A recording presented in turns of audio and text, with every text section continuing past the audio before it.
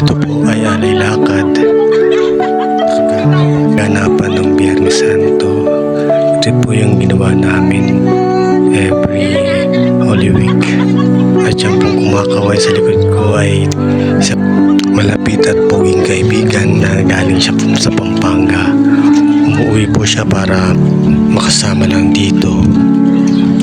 Madaling araw pa lang ay papunta na ang lahat sa isang barangay na pagsisimulaan ng aming alay lakad. Taon-taon po namin ginagawa ito every Holy Week. At dahil taon-taon nga namin ginagawa ito, ay maraming nagsisiuwian galing sa ibang lugar ng mga dati ding mga taga rito sa amin. 3 barangay po kasi ang nasakop nitong aming Pasay Parish. At dahil nga 3 ang nasasakupan ng Kwasay, ay pinaghati-hati namin sa 3 ang 14 na estasyon na pupuntahan namin sa bawat barangay.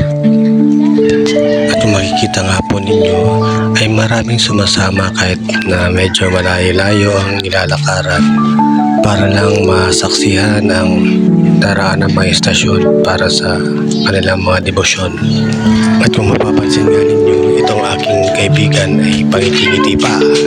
Kahit medyo nakakapagod ay okay lang.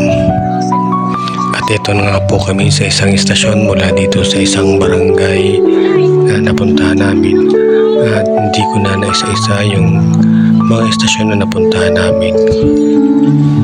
Ang bawat estasyon po ay kaganapan sa mga pangyayari sa pagpapahirap sa ating Panginoong Jesucristo, kung paano niya tayo niligtas mula sa kasalanan at kung paano niya isinakripisyo ang kanyang buhay para tayo ay maligtas mula sa kasalanan at muling nabuhay para ipalaganap ang kabutihan ng Diyos para sa atin.